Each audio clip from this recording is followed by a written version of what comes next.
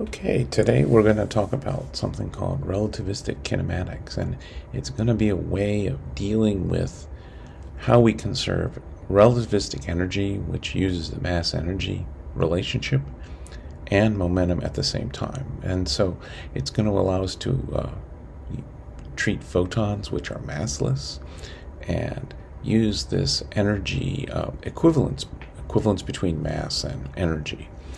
And this is going to be very important in nuclear physics and particle physics. So this is relativistic kinematics, and we're going to define something called a 4-vector. And this is going to allow us to do it very nicely. We'll conserve momentum and relativistic energy.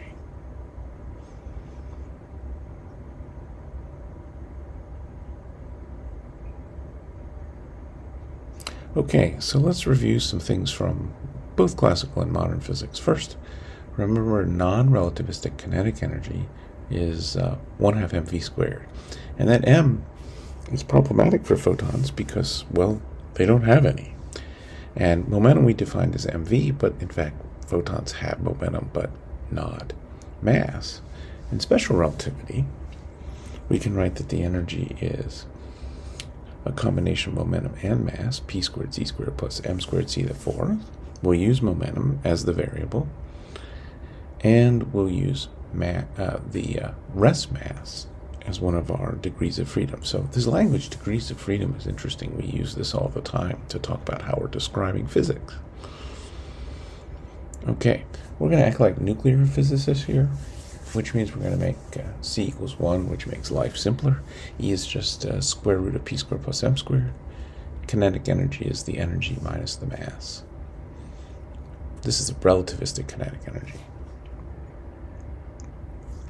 So now we need to conserve total energy and momentum. And momentum is the 3-vector momentum that we talked about. So we need a way to do this.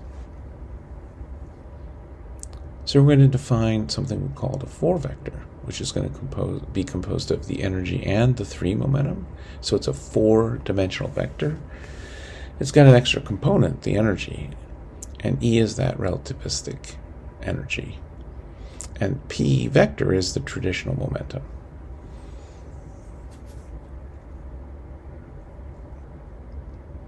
So we need a couple other things, some definitions. We need to know what the magnitude of a 4-vector is, and that's going to be mass squared. Every 4-vector, no matter where it is, its square is its mass squared. And the product of two 4-vectors is the product of the energies minus the product of the momenta, and these momenta are the 3 momenta. So we need those two facts. Okay, let's try a problem. And we're going to use this for momentum conservation. So the problem is, we're going to call this problem Compton scattering. It's a photon comes in, scatters off an electron. The photon goes out at some angle theta, and the electron goes out at some angle phi. Now we won't actually measure the electron or the phi, we'll measure the photon. So initial final state, this is called Compton scattering. Okay, so we'll write 4-vector conservation. The incoming momenta equal the outcoming momenta. And here the prime indicates the final state. This is 4-momentum conservation. So we know the incoming photon's energy. We know the incoming target is at rest, so it doesn't have any momentum. And the final angle theta we measure. And we want to know what the outgoing momentum, p gamma prime, is. Okay, so remember that the photon's mass is 0.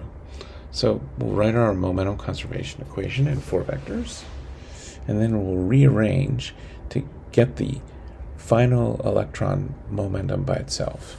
And then we're going to square. And this is a common technique. Why? Because we know when we square that 4-vector for that final electron, we're just going to get its mass. So we write out the square. We do the algebra. And notice we have the product of 4 vectors, p gamma, and pe, and p gamma prime, and pe, and p gamma prime, p gamma. And that's all equal to the square of the 4-vector of the final electron. So remember P gamma, this is masses, 0, 0, and me squared. So that's going to be very powerful and common in every reference frame, no matter what. Okay, so now let's clean it up. We'll put those zeros in, and we write the 4 vector products here. Get that right. You got to get those signs right.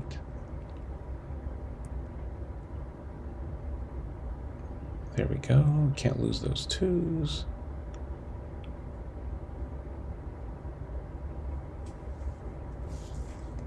And on the right, we're going to have me squared. Right? So those me's drop out, and we get this, drop the 2's, they divide out. We get this, very, very nice expression, product of some 4 vectors. And in a moment, we're going to rewrite those in terms of energies and masses. So let's do that. So the first 4 vector product has the product of the energy and the mass of the electron, because remember that target electron has no momentum. So its energy is just its mass. There's the and that momentum right there is going to disappear in a moment, but I kept it for now.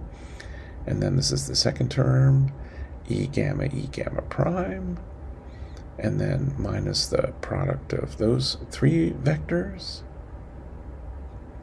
And there's that cosine, this comes from that dot product.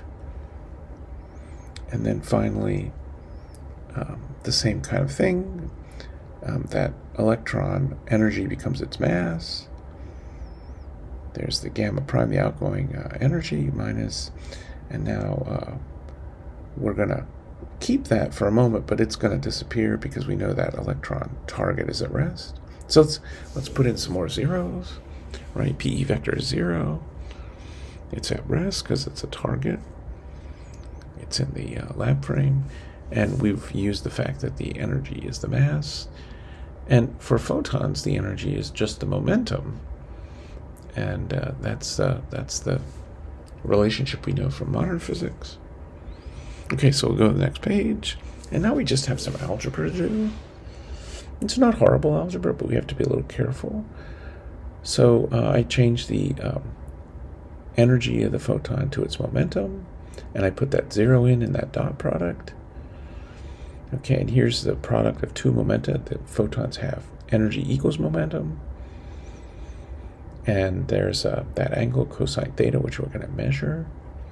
And then finally, just P gamma prime becomes, the P gamma prime is because of that energy. And now there's one unknown. Let's clean it up a little. But the only unknown now is this P gamma prime. So we write it out carefully, and the hardest part of all of this is actually the algebra, just keeping it careful. Okay, so now we solve for the final photon momentum, and that's going to be in terms of the mass of the electron, the incoming photon momentum, and the angle.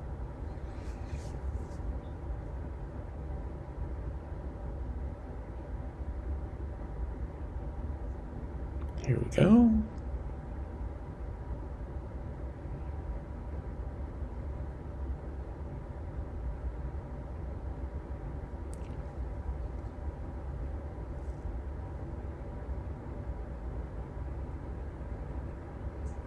Trying to be careful here.